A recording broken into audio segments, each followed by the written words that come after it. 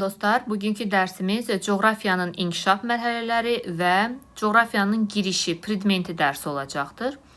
İlk öncə gəlin başlayaq görək, coğrafiya nəyə deyilir?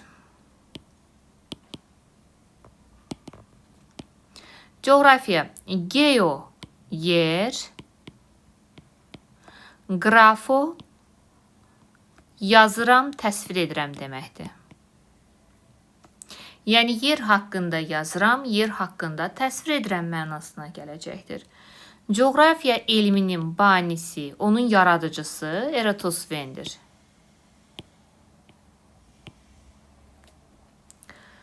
Deməli, indiyənə qədər coğrafiyanın özü 4 inkişaf mərhələsi keçib. Deməli, neçə inkişaf mərhələsi keçib? 4 inkişaf mərhələsi. Birinci inkişaf mərhələsinə biz deyəcəyik qədim dövr. Və yaxud da bunun iki adı vardır. İbtidai təsəvvürlər dövrü. Təsəvvürlər dövrü. Baxın, bu dönəm eramızdan əvvəl 2-ci, 3-cü əsrdən bizim eramızın 5-ci əsrinə qədər davam edən dönəmdir. Təkrar eləyək, qədim dövr, ibtidai təsəvvürlər dövrü eramızdan əvvəl 2-ci, 3-cü əsrdən bizim eramızın 5-ci əsrə qədər davam edən dövrdür. İkincisi, inkişaf mərhələsinin adı olacaq orta əsrlər dövrü. Orta əsrlər dövrü isə bizim eramızın 5-ci əsrindən 15-ci əsrinə qədər olan dövrü əhatə edəcəkdir. Daha sonra 3-cü inkişaf mərhələmizin adı olacaq böyük coğrafi kəşflər dövrü.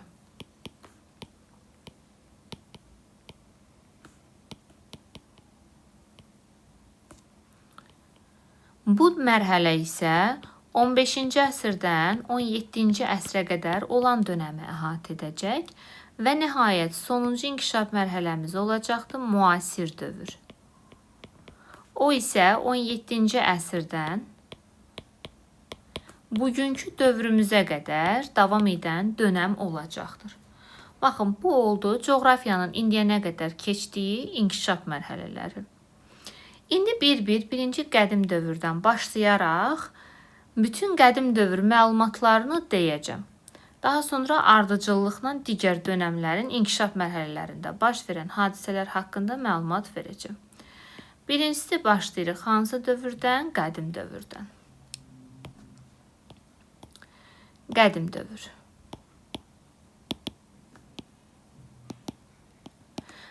Təkrar eləyək, hansı əsrləri əhatə edirdi?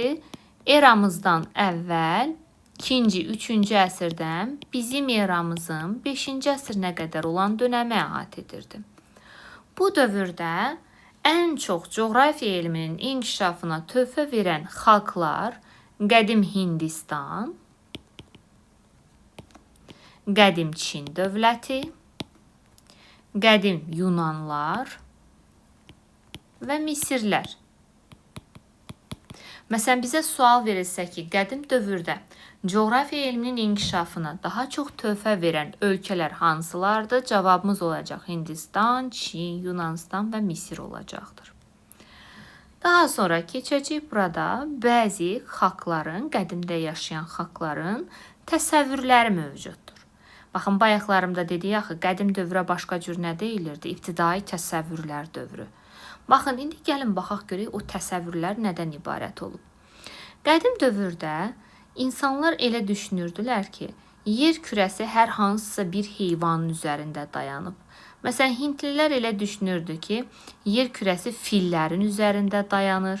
O fillər insanlara əsəbləşəndə yerdə titrəyişlər baş verir. Bu titrəyişləri yeraltı heyvanların onlara əsəbləşməsi ilə əlaqələndirirdilər. Amma əslində bu belə deyil. Gəlir, məsələn, tutaq ki, Aralıq dəniz hövzəsində yaşayan insanlar elə düşünürdülər ki, o yer kürəsi nəhəng balıqların üzərində dayanıb və o balıqlar bizə əsəbləşəndə başlayırlar tərpənməyə və yerdə sirkələnmələr olur. Əslində bu görürsünüzmü, absurd bir düşüncədir və ona görə biz bu dönəmi ibtidai təsəvvür demişik. İbtidai təsəvvürlər dövrü demişik. Aha, amma qədim dövrdə iki dənə xalqın fikri bizə test olaraq soruşula bilər.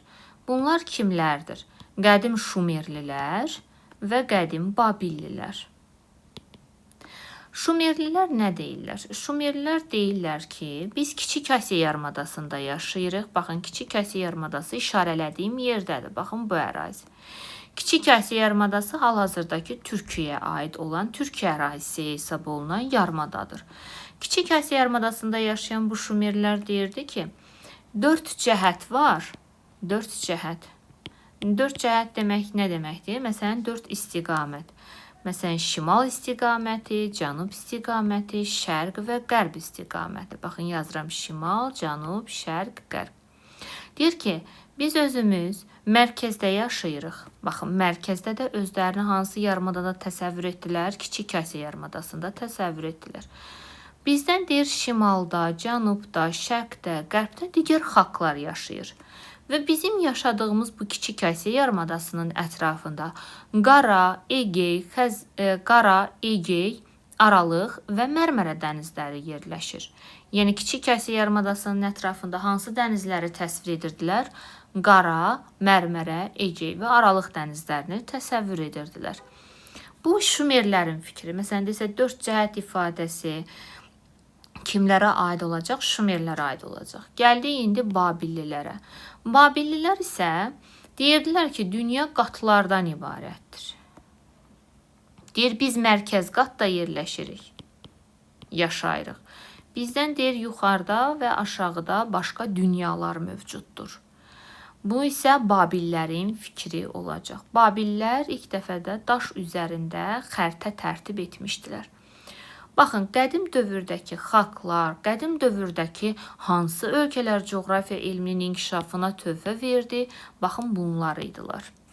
İndi keçirik qədim dövrdəki alimlər haqqında danışaq. Görək, onlar nə fikirləşiblər, nələr söyləyiblər. Baxın, bayaqlarım qeyd etdi ki, coğrafiya elminin yaradıcısı kim oldu? Eratosfen oldu. Eratosfen ilk coğrafiya kitabının müəllifidir. Gəlin Eratosfeni qeyd eləyək. Deməli, 1. Eratosfen. Eratosfen ilk coğrafiya kitabının müəllifidir. İlk coğrafiya xəritənin müəllifidir. Aha, ilk kitabı, yəni Eratosfenin kitabı 2 hissədən ibarət olub. Ümumi coğrafiya və ölkəşünaslıq. Neçə hissədən ibarət oldu? 2 hissədən ibarət oldu. Ümumi coğrafiya və ölkəşünaslıq. Bəs Eratosfenin xəritəsində hansı ərazilər təsvir edilmişdir? Gəlin indi xəritə üzərində ona baxaq. Xəritəyə keçməmişdən əvvəl coğrafiya elmini təzə öyrənən şagirdlər üçün materik və qitələri qeyd etmək istəyirəm. Gəlin baxaq. Baxın. Bu böyük quru sahəsi, baxın bu böyük quru sahəsi Avrasiya materikidir. Baxın, böyük Avrasiya. Avrasiyada 2 dənə qitə var. Baxın, bu tərəfdə qalan, baxın bu hissə Asiya qitəsidir. Çəkdiyim xəttdən bu yanda. Bu birisi tərəfdə qalan isə Avropadır. Avropa qitəsidir. Avrasiya materikində neçə dənə qitə var? 2 dənə qitə var. Avropa və Asiya qitələri vardır. Keçirik, baxın, bu gördüyünüz materik Afrikadır. Bu Şimali Amerika. Digəri Cənubi Amerika. Avustraliya.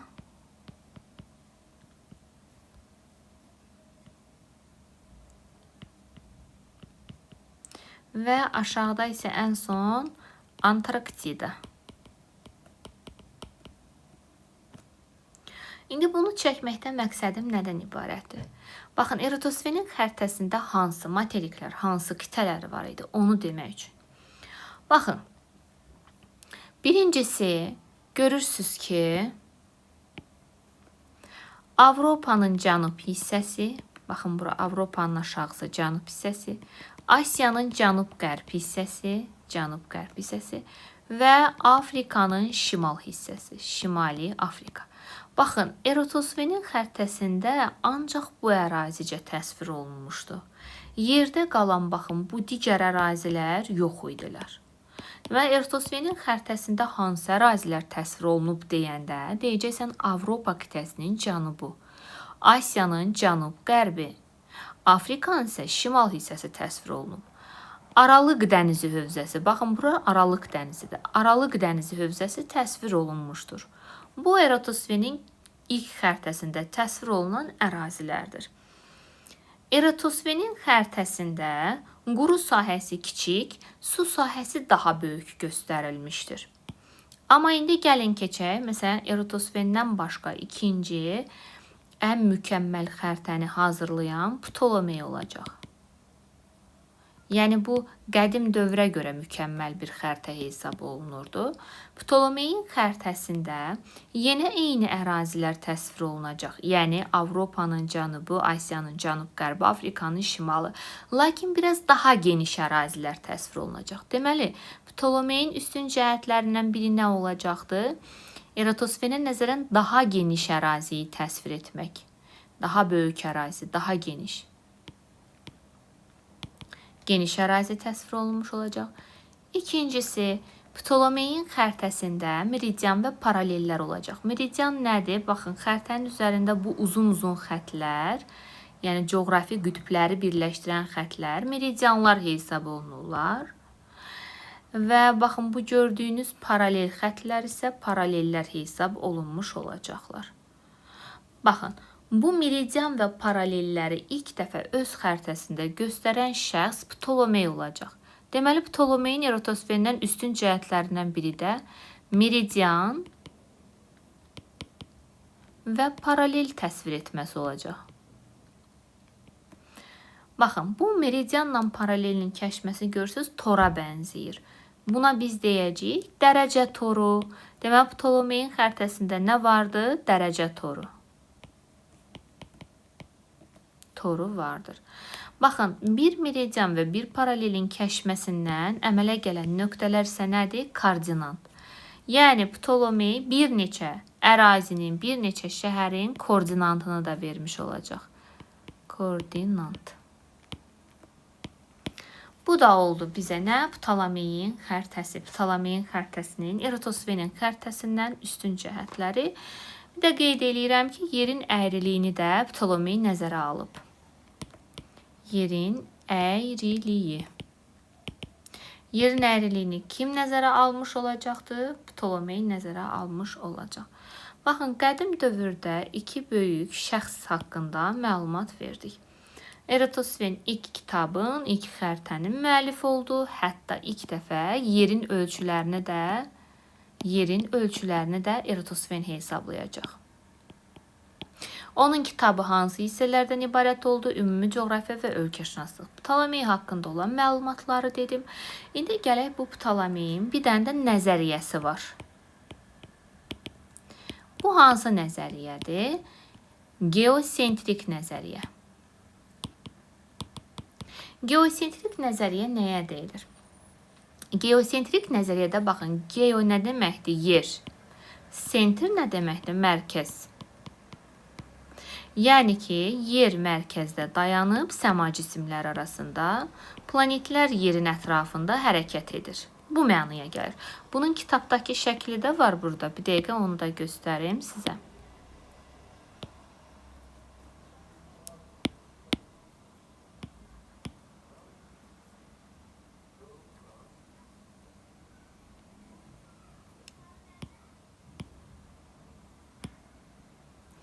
Dəqiqə dondu bu.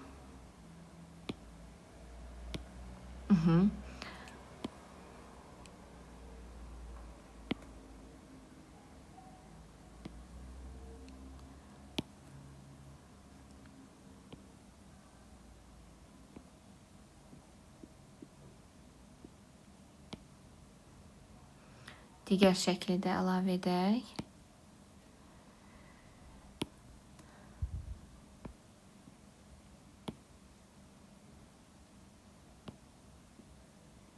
Baxın, deməli, Ptolemeyin nəzəriyyəsi, Ptolemeyin xəritəsi. Ptolemey deyirdi ki, hansı obyekt mərkəzdədir? Yer. Deyir ki, digər planetlər, hətta Günəşin özü belə yerin ətrafında hərəkət edir.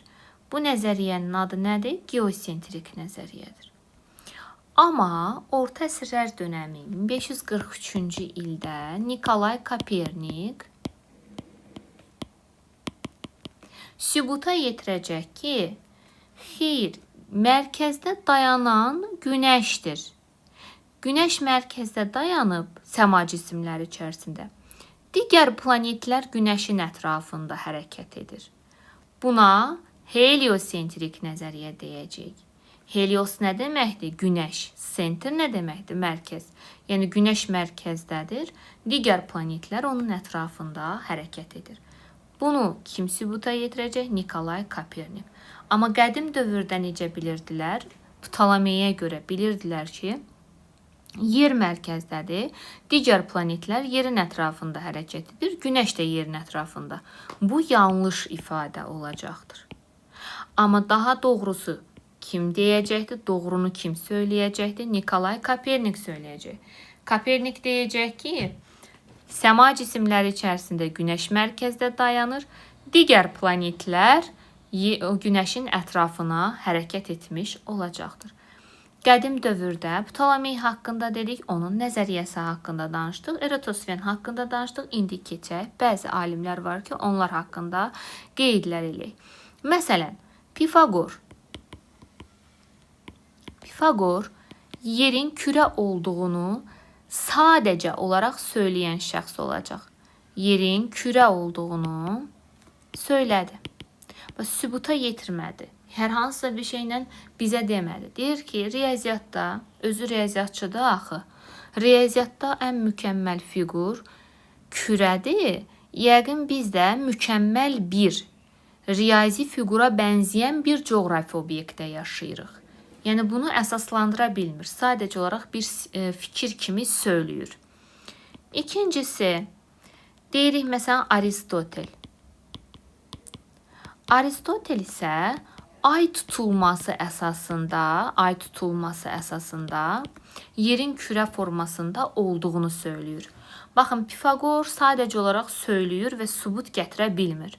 Amma Aristotel isə sübut gətirir ona. Deyir ki, ay tutulması zamanı mən müşahidə etdim ki, ayın üzərində bir kölgə var və bu kölgə yerin kölgəsidir və o kölgə yumru şəkildədir deyə mən deyirəm ki, yer kürə formasındadır. Nə əsasında deyir bunu? Ay tutulması əsasında söyləyir. Daha sonra qeyd eləyəcək məsələn Falesi. Fales təbiətşünaslığın əsasını qoyan şəxsdir. Təbiətşünaslıq elminin əsasını qoyubdur. Bir də üfüqün cəhətləri anlayışını ilk dəfə elmədə Fales gətirib. Bir də o, yeri nəhəng okeanda üzən ağac parçasına bənzədib. Nəhəng okeanda üzən ağac parçası.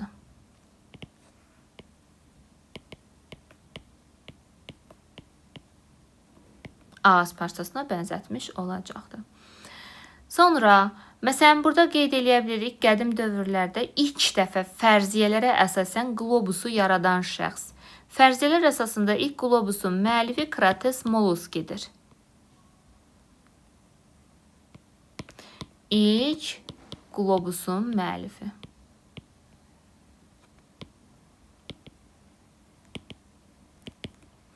Qədim dövrdə bir də millətli Hekatey də deyə bilərik. Hekatey ilk dəfə coğrafiyada xəritə yaradan şəxslərdən olacaqdır.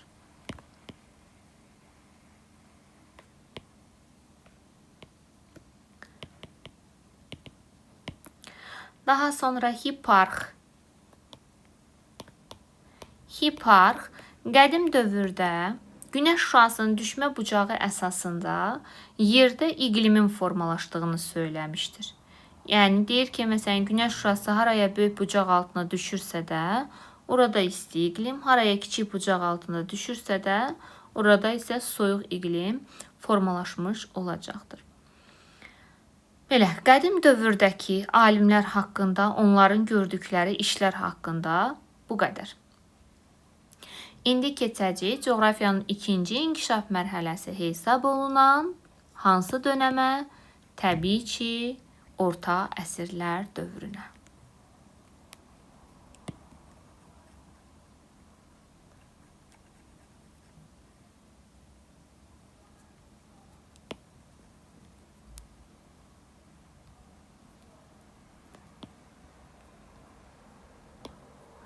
Gəldik. İndi mən sual verirəm. Orta əsrlər dövrü. Əsrlər dövrü. Hansı əsrləri əhatə etdi? İndi cavab verin. Oradan özünüz üçün cavab verin. Deməli, 5-ci əsrdən 15-ci əsrə qədər olan dönəmi orta əsrlər dönəmi kimi adlandıracağıq. Orta əsrlər dövründə biz qeyd eləyəcəyik Vikingləri. Vikinglər indiki Skandinaviya yarımadasında yaşayan xalqların qədimdə olan, yəni Vikinglərin nəslindən hesab olunacaqdır. Skandinaviya xalqları. Bu Vikinglər ilk dəfə hətta Kristofer Kolumbdan da əvvəl Amerika qitəsində olan şəxslər hesab olunurlar. Gəlin onların bir səyahət marşrutuna baxaq. Baxın, buradakı gördüyünüz bu səyahət marşrut xətti Vikinglərindir. Baxın, onlar Skandinaviyada yaşayırlar. Onlar qərb istiqamətinə doğru üzərək Amerikanın şimal-şərqinə gəlib çatırlar və bu Vikinglərə başçılıq eləyən şəxs Leif Erikson olur. Leif Erikson Vikinglərin başçısıdır və o hətta Kristofer Kolumbdan da 5 əsr əvvəl Amerikada olmuşdur. Daha sonra bu ərazidə məsələn Qrenlandiyanı yaşıl torpaq adlandırırlar Vikinglər. Çünki onların o gəldikləri dönəmdə Qrenlandiyada yaşıllıq ərazilər mövcud idi. Qrenlandiyanın adı deməli kimlərin adı ilə bağlı olacaq? Vikinglərin adı ilə bağlı olmuş olacaqdır. Məsələn, bu dönəmdə ən çox, yəni orta əsrlər dövründə ən çox önə çıxan səyyahlar ərəblər və türklərdir. Çünki ərəb və türk xalqları bu dönəmlərdə daha çox inkişaf etmişdir. Nəinki Avropalılar. Məsələn, ərəblərdən biz Əl-İdrisini, İbn Bətudəni, Məsudini qeyd eləyə bilərik ki, onlar səyahətdə olmuşdular. Türklərdən isə məsələn Mahmud Kaşqarini, Azərbaycanlı Nəsrəddin Tusini qeyd edə bilərik ki, o Marğa rəsədxanasını inşa etmişdir və bir çox coğrafiya elminə töhfələr vermişdir. Gəlin indi ardıcıllıqla qeyd eləyək. Məsələn, mən burada orta əsrlər dönəmində Leif Erikson Vikinglərdən sonra Azərbaycanlı Nəsrəddin Tusidən danışmaq istəyirəm. Nəsrəddin Tusi hansı işləri görüb coğrafiya elmi üçün? Deməli, 1259-cu ildə Marğa rəsədxanasını inşa etdirir. Burada səmanın vəziyyətini müşahidə edərək səmanın ulduzlu qlobusunu yaradır. Ulduzlu səma qlobusu deməli kimə aiddir? Nəsrəddin Tusiyə aiddir. Və Nəsrəddin Tusi öz şagirdi Kəriməddin Səlmasi ilə bir yerdə yerin iqlim qlobusunu hazırlayırlar. İqlim qlobusunu kimlər hazırlayacaq? Nəsrəddin Tusi və Kəriməddin Səlmasi. Neçənci ildə? 1266-cı ildə. Daha sonra məsələn Nəsrəddin Tusi özü bir çox astronomik hesablamalar da aparmışdır orta əsrlər dönəmində. Daha sonra orta əsrlər dönəmində qeyd eləyək məsələn Marco Polonu. Marco Polo 13-cü əsrdə Böyük İpək yolu üzərində səyahət edən şəxsdir. Baxın, Böyük İpək yolu Pekindən ta Avropaya qədər davam edən bir yoldur ki, bu orta əsrlər dönəmində səyyahlar üçün ən məşhur quru yolu hesab olunurdu və bu Böyük İpək yolu üzərində səyahət edən, Çinə, Hindistana gedən, hətta İtaliyanın Venesiyasından başlayaraq Çinin Pekin şəhərinə qədər səyahət davam elətdirən, Avropa, Asiya haqqında zəngin məlumatlar verən şəxs Marco Polo olacaqdır. Marco Polo. Neçənci əsrdə? 13-cü əsrdə səyahətdə oldu və hansı dönəmə aiddir? Orta əsrlər dönəminə aiddir. Daha sonra qeyd edəcəyik, məsələn, Afanasa Nikitin. Afanasa Nikitin və Polo hər ikisi orta əsrlər dönəmində Azərbaycanda olub və Azərbaycan haqqında məlumat verən səyyahlar hesab olunur. Afanasa Nikitin 15-ci əsrin 60-70-ci illərində Rusiyadan Hindistana qədər səyahətdə olur. Həmçinin Azərbaycanda Qafqaz dağlarında, Bakıda, Şamaxıda olur və orada məlumatlar verir. Həmçinin onun bir kitabı var, Üç dəniz arxasına səyahət kitabı.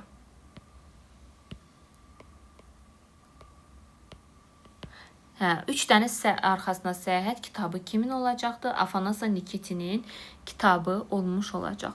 Orta əsrlər dönəmində məşhur Osmanlı donanmasının admiralı biz Piri Rəisi də qeyd eləyəcəyik. Piri Rəis həm Sultan Süleymanın donanmasının admiralı olur. Həmçində coğrafiya elmində də böyük töhfələr verəcək işlər görür. O Atlantik okeanında hərəkət edərək Afrika sahillərini xəritəyə köçürtmüş olacaqdır və Atlantik okeanının xəritəsini yaratmış olacaqdır. Piri Rəisi onun üçün biz daha vurğulayırıq, geniş öyrənirik. Dedik, Osmanlı donanmasının admiralı oldu. Orta əsrlər dönəmində bayaqlarımda bir nəzəriyyəni qeyd etdim. Hansı nəzəriyyə idi bu? Heliosentrik nəzəriyyə, Nikolay Kopernikin nəzəriyyəsi. Ona görə artıq mən bunu bir də demirəm. Çünki bayaqlarım onu Ptolemey ilə neynədik? Müqayisə etdik və o dönəm haqqında məlumat verdik və Kopernik nə iş gördü? Coğrafiya elmində onun məlumatını dedim. İndi keçəcəyik böyük coğrafi kəşflər dönəminə. Orta əsrlər dönəmi bitdikdən sonra hansı dönəm gələcəkdir? Böyük coğrafi kəşflər dönəmi gələcək. Baxın, bu xəritənin üzərində də çox səyahət, elə böyük coğrafi kəşflər dönəminin səyahəti hesab olunacaq. Xəritəni aşağıya çəkək və başlayaq böyük coğrafi kəşflər dönəmi ilə. Birincisi, biz bunun adına fikir verək. Baxın, adda nə deyir bizə? Böyük coğrafi kəşflər dönəmi deyir. Deməli, burada çox böyük kəşflər olub. Böyük coğrafi kəşflər. Böyük coğrafi kəşflər hansı əsrləri əhatə etdi? 15-17-ci əsrləri əhatə etmiş olacaqdır. Böyük coğrafi kəşflər dönəmində, deməli 1292-ci ildə Martin Behaim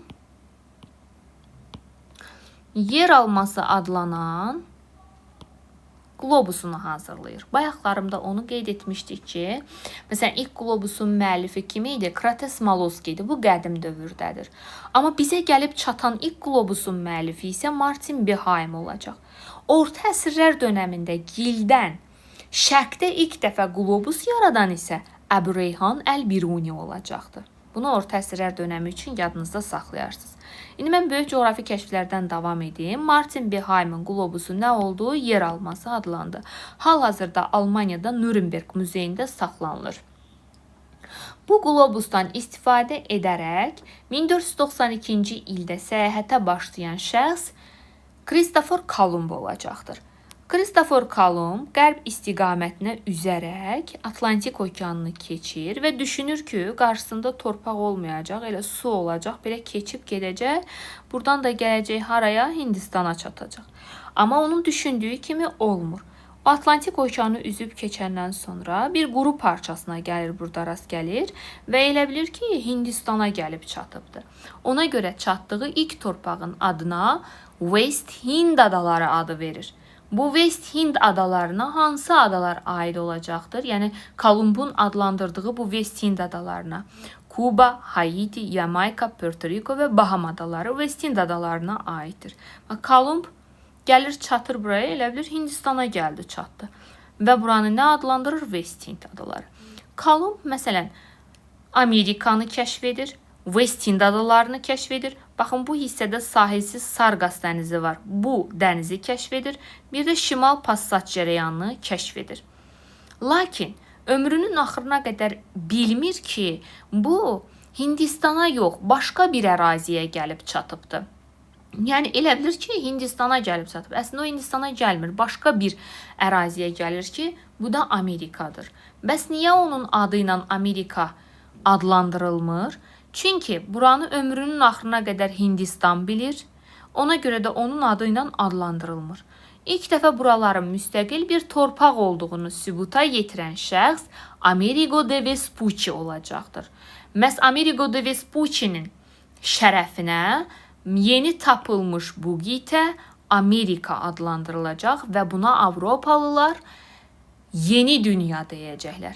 Əvvəllər məlum olan torpaqlara, yəni Asiya, Afrika və Avropaya isə köhnə dünya adı verilmiş olacaqdır. Belə, Kristofer Kolumb bu Amerikanı kəşf etdi. Amma ömrünün axırına qədər bilmədi ki, Amerikanı kəşf edib. Ona görə də buranın adı Amerigo de Vespucci'nin adı ilə Amerika adlandırıldı. Və Amerika yeni dünya adlandı. Yeni dünyadan köhnə dünyaya gələn bitkilər var. Köhnə dünyadan yeni dünyaya aparılan bitkilər var. Məsələn, yeni dünyadan hansı bitkilər gəlibdir? Pomidor, biber, kartof, qarğıdalı və ananas, tütün, bunlar yeni dünyadan gəliblər.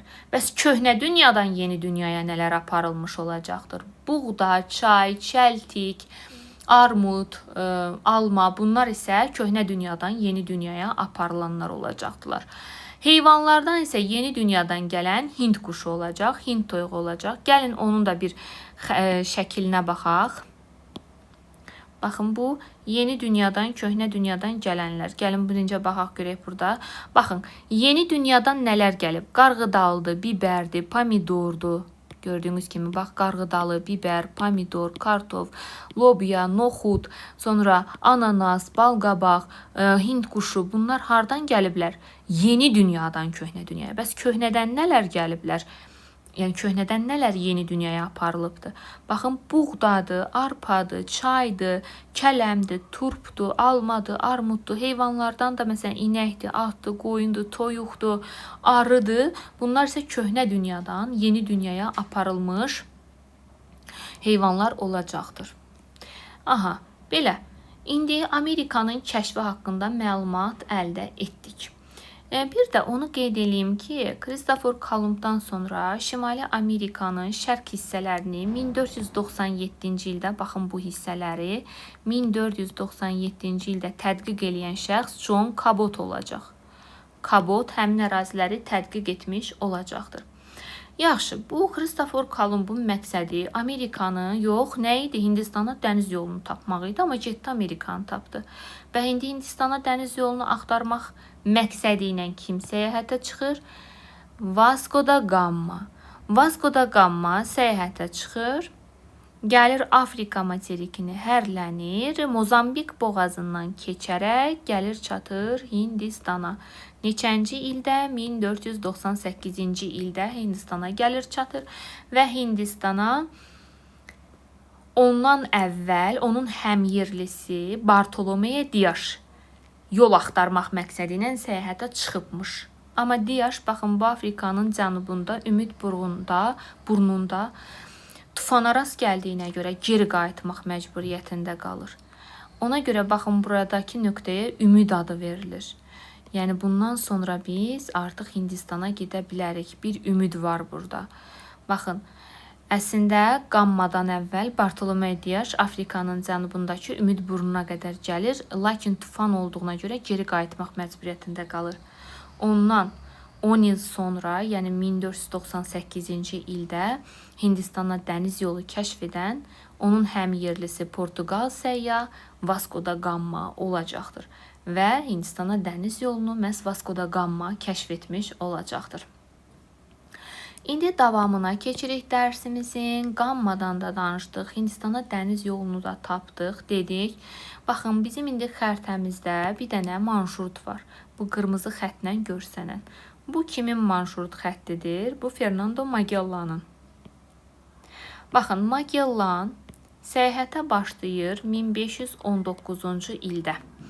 Magellan bir İspan səyyahdır. O səyahətə başlayır və qərb istiqamətinə üzərək Hindistana dəniz yolu axtarır. Məsələn, indi sual verə bilərsiniz ki, axı Hindistana dəniz yolu 1498-ci ildə tapıldı. Yenidən bu niyə Hindistana dəniz yolu axtarır? Baxın, fikir verirsiniz, Vasco da Gama şərqə üzərək Hindistana dəniz yolunu tapıb. Görürsünüz, sağ tərəfə. Amma Fernando Magellan isə qərb istiqamətinə üzərək Hindistana dəniz yolu axtarmaq məqsədi ilə səyahətə çıxır. 1519-cu ildə o gəlir, baxın burada Magellan boğazını kəşf edir və öz adını verir Magellan. Magellan boğazı odlu torpaq adası ilə Cənubi Amerika arasında bir su yoludur və onu kəşf edən kim olacaq? Magellanın özü. Magellan boğazını kəşf edir, odlu torpaq adasını kəşf edir, sonra keçir Sakit okeana. Sakit okeanda onun dönəmi, yəni onun səyahət dönəmi vaxtı heç bir hadisə baş vermədiyinə görə buranı sakit adlandırır. Amma əslində sakit okean sakit olmur. Yəni çox şiddətli zəlzələləri, vulkan püskürmələri olan bir okeandır. Lakin Magellanın bəxti gətirir, onun səyahət dönəmində heç bir zəlzələyə, vulkan püskürməsinə rast gəlmədiyinə görə bunun adını sakit okean adlandırır. Və sonra hərlənir, gəlir burada Filippin adalarına. Filippinin Mindanao adasında Xristian dinini yaydığına görə yerli əhali ilə ixtişaş baş verir və bu ixtişaş nəticəsində Magellan öldürülür. Magellan öldürüləndən sonra isə onun səyahətini Sebastian Juan Elcano tamamlayır və Magellan ekspedisiyası geri qaydanda öz gəmi cədvəllərində bir günün olmadığını görürlər. Bu nə ilə əlaqəli idi? Çünki ekspedisiya şərqdən qərbə gəldiyinə görə qərb hər zaman şərqdən bir gün geridir deyə cədvəldə bir gün yox idi. Magellan səyahətinin əsas məqsədi Hindistana dəniz yolu tapmaq olsa da, o ilk dünya səyahətini gerçəkləşdirmiş olur. İlk dünya səyahətini 1519-1522-ci illərdə Fernando Magellan başladır, Sebastian Juan Elcano isə bitirmiş olacaqdır. İlk dünya səyahəti dünya elminə nə verəcəkdir? Yerin kürə formasında olduğunu əyani şəkildə, yəni gedib hərlənərək yerin kürə olduğunu sübut eləyəcəkdir. Bir də ikinci isə vahid dünya okeanının olduğunu. Vahid dünya okeanı nə deməkdir? Baxın, bu su hövzələri bir-biri ilə vahid şəkildə əlaqəlidir. Görürsünüz, Atlantik okeanından Sakitə keçmək mümkündür, Sakit okeanından Hində keçmək mümkündür, Hinddən təzədən Atlantika keçmək mümkündür. Baxın, bu şəkildə deyirik ki, vahid dünya okeanının olduğunu və yerin kürə formasında olduğunu əyani şəkildə kim sübuta yetirdi? Fernando Magellan sübuta yetirmiş oldu. Belə, özü 1521-ci ildə Filippin Mindanao adasında öldürülür. 1522-ci ildə isə Elcano onun səyahətini tamamlamış olur. Gəlirik indi böyük coğrafi kəşflər dövründə nəyi deyəcək, nəyi qeyd eləyəcək biz?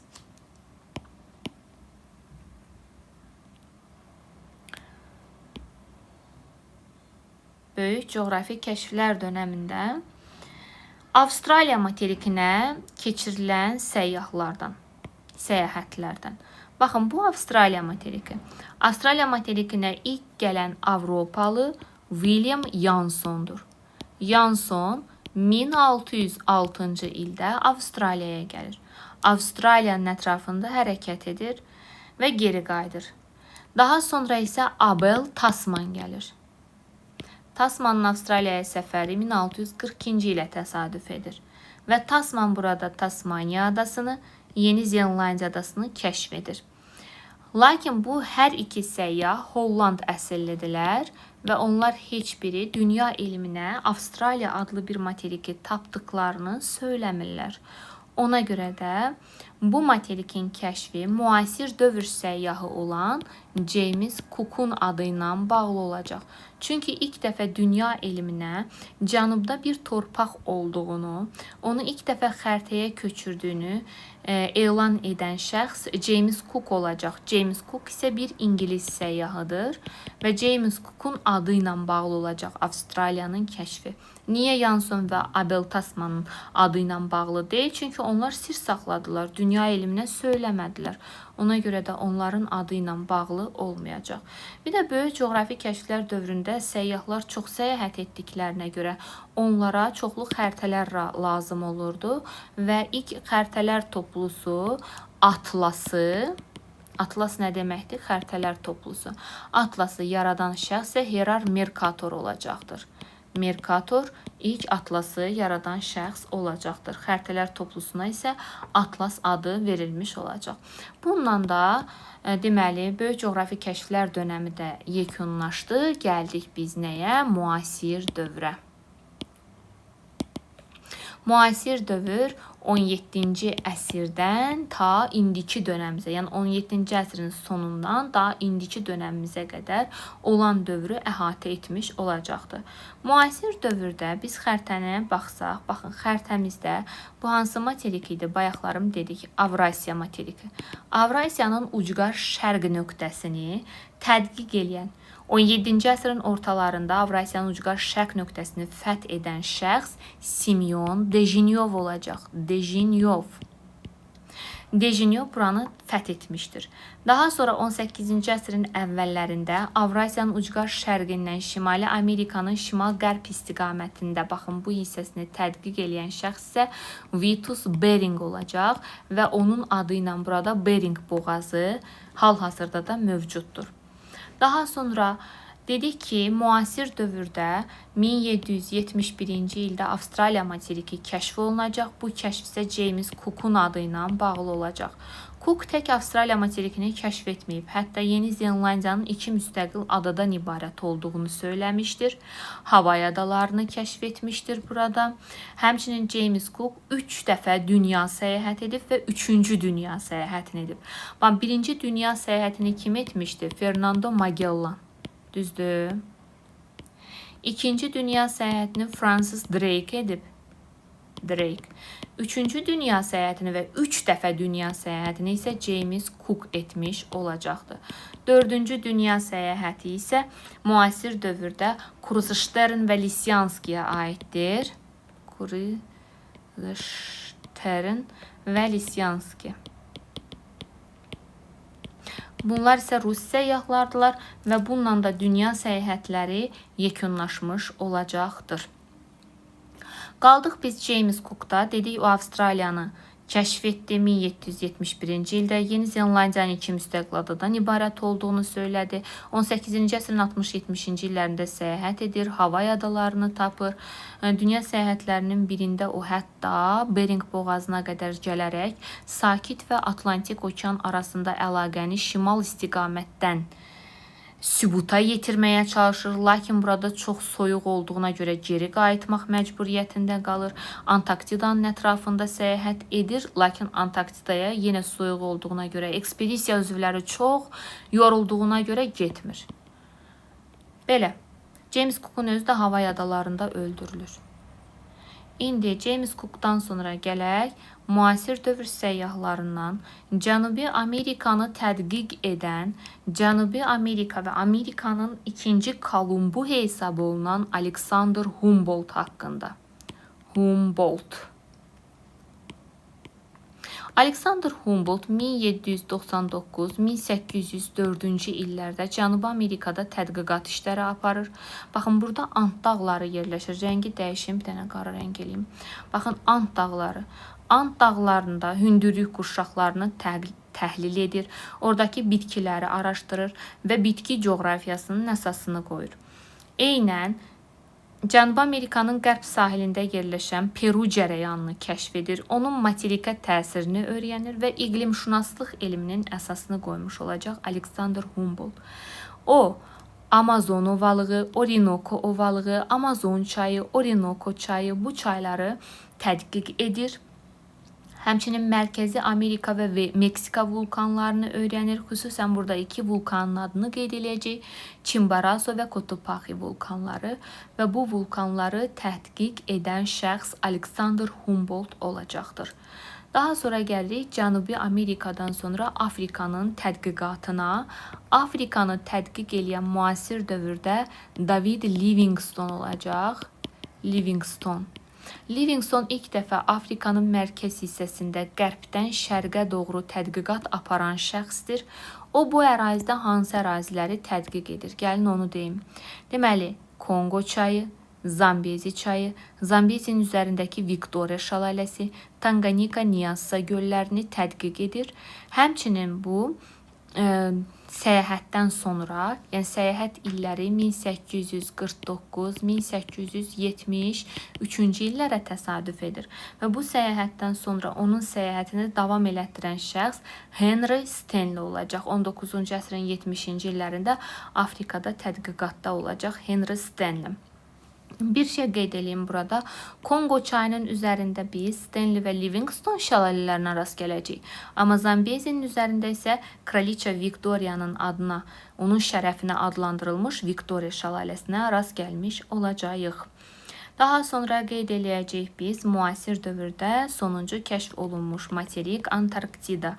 Antarktidanı 1820-ci ildə Bellingshausen və Lazarev kəşf etmişdir. Əslində onların səyahət illəri 1819-21-ci illərdir. Lakin Antarktidanın kəşfi isə 1820-ci ilə təsadüf etmiş olacaqdır. Antarktidanın tam mərkəzində cənub coğrafi qütbü yerləşir ki, bu cənub coğrafi qütbüdə ilk dəfə Roald Amundsen və Robert Scott tərəfindən, Roald Amundsen 1911, Robert Scott isə 1912-ci ildə cənub coğrafi qütbünü kəşf etmiş olacaqlar.